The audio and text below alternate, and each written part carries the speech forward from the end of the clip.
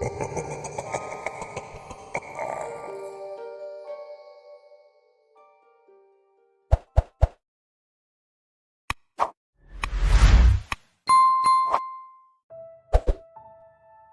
had always liked collecting rare books and paintings with the extra money I made trading stock options on the side. My small, two-bedroom house was cluttered with them. I had bookshelves filled with original signed copies of works by Stephen King, Philip K. Dick, and Hunter S. Thompson that I had saved for years. I also tried to find ascending painters in the local art scene and buy up some of their works for very low prices before they got discovered. Sometimes it worked out, and sometimes it didn't, but as a whole, I had made far more money than I had lost over the decades. All of the works I liked most, though, I refused to sell at any price, and these included the paintings of H.G. Bittaker. After his mysterious death a few years ago, they had gotten the same kind of reputation as paintings done by serial killers like John Wayne Gacy that were sold openly, sometimes for tens of thousands of dollars, on the internet. And like Gacy's strange portraits of Snow White or the Seven Dwarves or Grinning Clowns, Bittaker's paintings all had a sinister and otherworldly pull. I had kept them locked up in a storage unit, but when the storage company told me they would be doubling their rates, I decided to close the unit and take everything in it back to my house. I set up the macabre paintings around my room and the hallways, remembering the strange conversation I had with the artist just days before his untimely death. People like to say that life is art, and meaningless platitudes like that, H.G. Bittaker had said as he stood in front of a painting of a victim of murder made to look like Shiva dancing the tandava. The black, eyeless sockets of the victim stared straight out at the viewer. His mouth was open, showing a spiraling galaxy of shining stars hidden within. Four emaciated, pale arms jutted out from the sides of the starving body, bent in the same posture as Shiva's eternal cosmic dance. The arms showed signs of torture, patches of burnt and melted flesh eaten into the body like a cancer. One mutilated leg was lifted into the air in a half-kicking motion. Deep gashes were sliced into its skin and muscle, revealing the white bone gleaming underneath. The emaciated dancer stood on a mountain of hundreds of skulls, many of them with fragments of hair and pieces of gore still clinging to the bone. Feeling slightly sickened, I turned away, chugging the entire bottle of beer I held in a few long swallows. But you know what I think?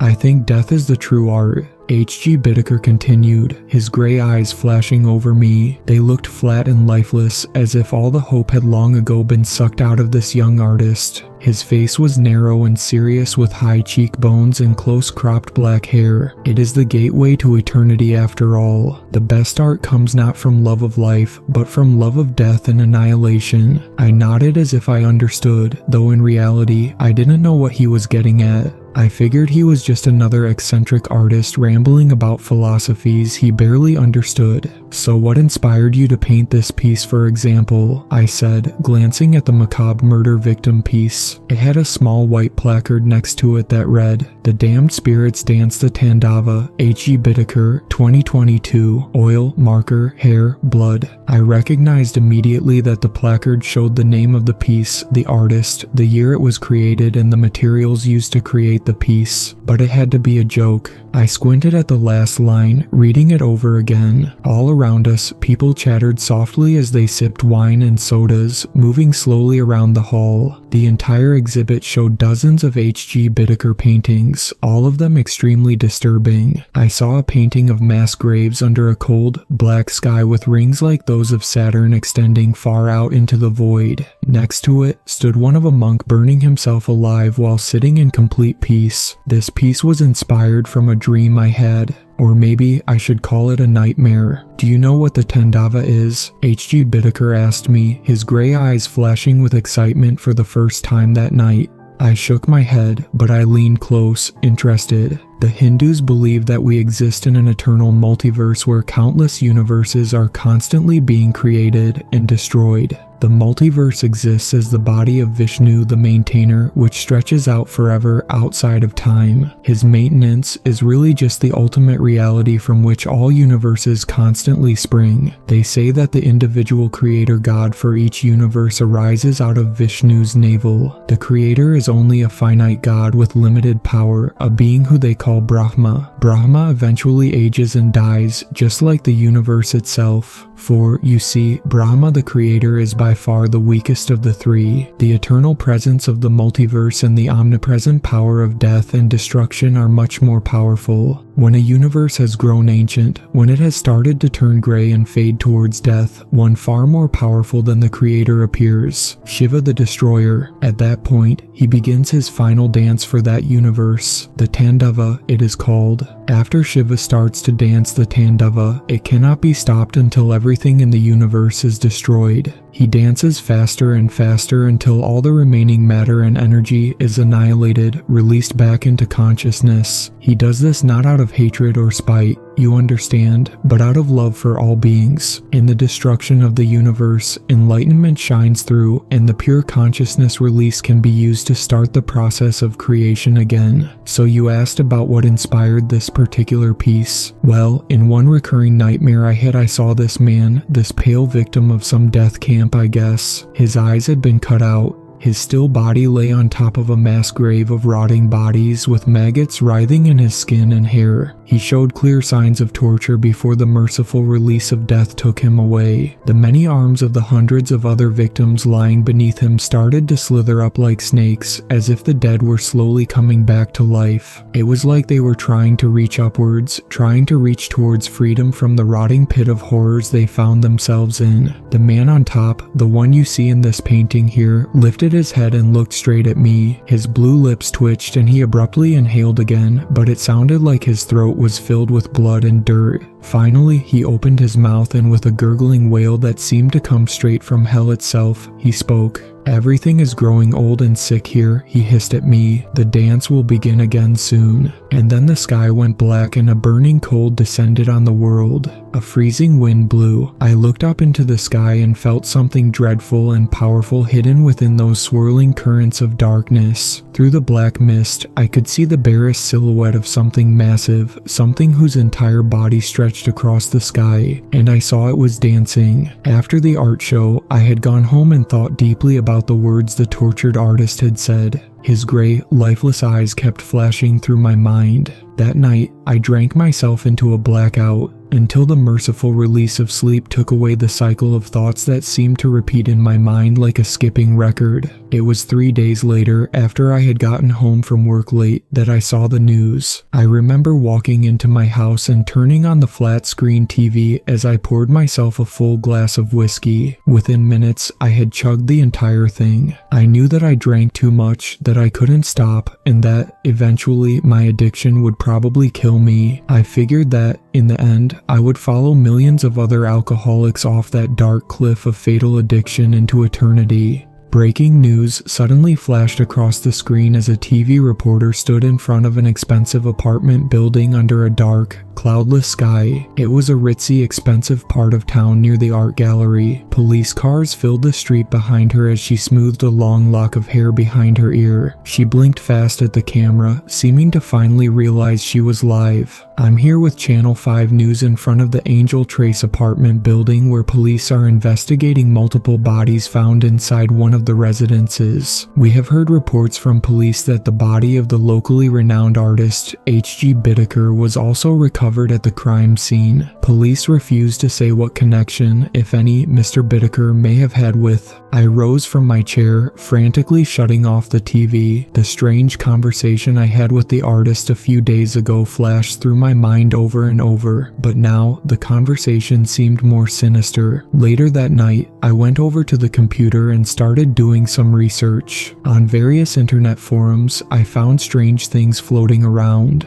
Those investigating the case said the victims were found chained inside H.G. Bittaker's apartment and that the police believed he had died from suicide. A lot of this was still speculation and rumor, while much of it was unconfirmed at first. Within a couple days, it would all be proven beyond a shadow of a doubt. As I would find out over time, the bodies of 8 women were laid around H.G. Bittaker in a shape like a lotus petal. They showed signs of extensive, prolonged torture before their inevitable deaths from strangulation. Like the painting I had seen in the gallery, these victims had their eyes cut out from their sockets. They had their arms and legs burned or doused in some corrosive acid, and strange occult symbols had been carved into the chests and stomachs of their naked, mutilated bodies. They had suffered greatly before the merciful release of oblivion. In the center of the circle of death, the police had found the body of H.G. Bittaker himself. He had burned himself alive while sitting in the full lotus position. The neighbors had noticed the choking clouds of black smoke that reeked of searing meat and gasoline. They kicked the door down only to find a den of horrors waiting beyond. H.G. Bittaker had still been alive at that point,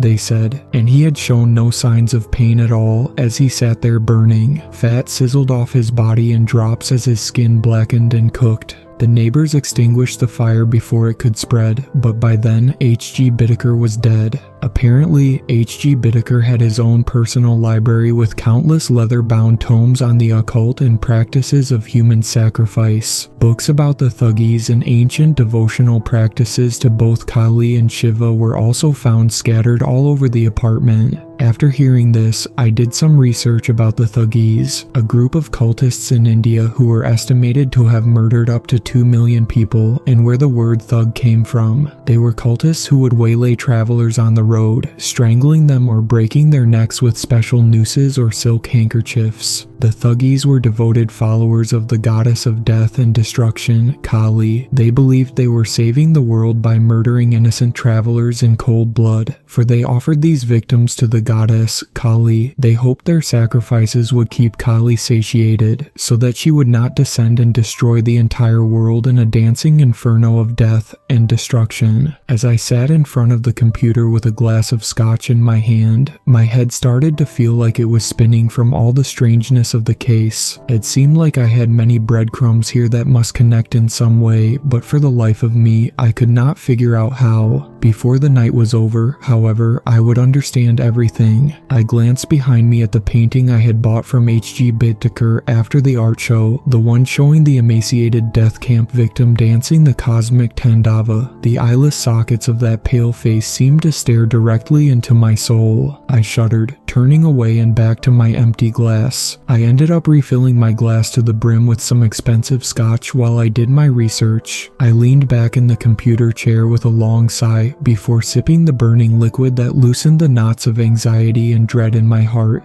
As I sat alone in that dark room, only the glare of the monitor sent the skittering shadows away. Behind me, the painting continuously stared at me from the wall, grinning like a skull. I must have passed out at some point. The anesthetizing fog of the alcohol descended slowly over my mind. I don't remember falling asleep, but I certainly remember waking up. The room was totally dark now, the monitor having shut off. I blinked slowly, my head feeling hazy. The room seemed to spin around me. I couldn't see the spinning, but I could feel it thrumming through my whole body. My stomach was churning. My throat felt dry, as if I had been sipping hydrochloric acid. But why had I woken up suddenly? I didn't know. I felt confused, and everything seemed slow. I was still drunk, I knew, though some of the fog seemed to have cleared as I slept. I heard a floorboard groan behind me. There was a sudden ragged inhalation of breath, a slow pained gurgling, as if someone were choking on their own blood. The diseased inhalation and exhalation rang out through the silence. I heard a skittering of light footsteps and the slamming of a door. I fumbled in my pocket for my cigarette lighter, pulling it out and flicking it. I stumbled out of the chair, holding the small, flickering light in front of me like a shield. It barely drove the shadows back. They seemed to press in all around me like the spikes of an Iron Maiden. I got to the light and tried flicking it, but the power had gone off for some reason. Sweating and nervous, I stopped and listened. I heard the stairs creak. Off in the distance, that gurgling breathing continued. I swore under my breath. It must be a robber, I thought. Someone probably broke in while I passed out and cut the circuit breaker. I looked around the room for a weapon when I noticed something truly bizarre. My lighter flicked over the painting I kept hanging on the wall, the one called "The Damned Spirits Dance the Tandava." It looked different, and I immediately realized why. The skulls piled on the black earth at the bottom of the painting still gleamed in the dim glare of the lighter's flame, but the dancing, eyeless man in the painting had disappeared. The stars glimmered in the endless void in the background with their cold white light. It had to be a joke, I thought to myself, but why would someone go to this length? I lived alone and had few friends. Certainly, no one would break in and swap a painting as some kind of prank.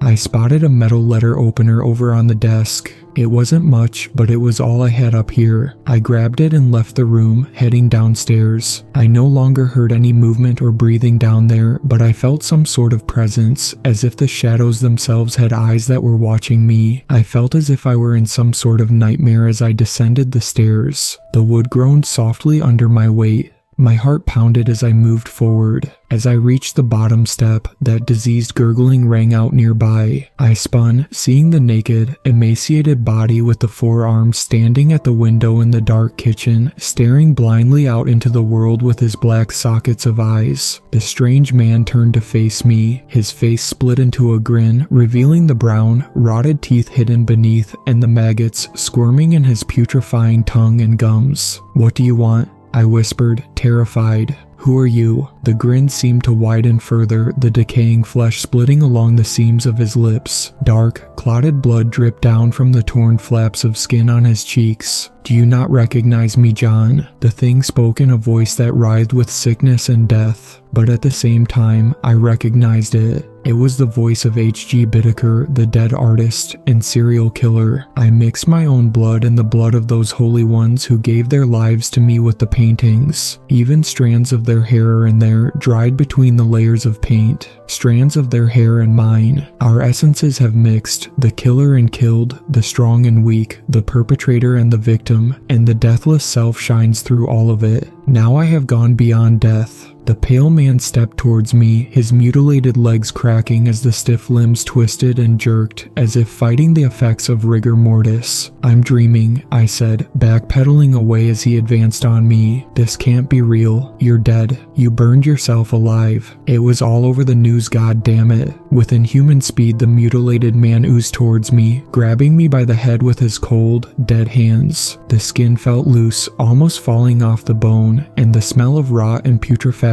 emanated from the body in thick clouds. "I have made a friend of death," he hissed through his blackened teeth as maggots dripped from his blue lips. "You too will find peace in death." He lunged forward suddenly. I felt his sharp splinters of broken teeth sink into my neck. A scream ripped its way out of my throat as I thrashed and kicked. Through the haze of pain, I abruptly remembered the letter opener in my hand. I brought it up into the body of the naked, rotting corpse, slicing deeply across his stomach. The thin skin burst open with a waterfall of clotted blood running out like sludge. The brown intestines of the corpse inside spilled out, writhing with hundreds of larvae like pale worms that feasted on the dead flesh. The pale man gave a hissing scream. Black blood burst from his mouth, covering my face in its sickly spatters. My hands grew slick as my blood mixed with the fetid fluids dripping from the animated corpse. He pulled away with a banshee wail. I collapsed to the floor, holding my spurting neck with both hands as I slowly crawled away. I heard a window shatter behind me. Looking back, I saw the kitchen empty. The pale man had apparently jumped through the front window, leaving pieces of his decaying flesh hanging from the jagged shards of glass. With the last of my strength, I slowly made my way toward the front door, feeling weak and sick, stumbling as blood poured from my neck. I made my way to the neighbor's house. I pounded on their door, collapsing on the mat as they opened it. When I got home from the hospital, I went upstairs to look at the painting. A deep sense of curiosity mixed with an overwhelming dread as I opened the door. I saw the pile of skulls, the stars like fragments of opal, but the pale victim at the center of the painting was gone forever.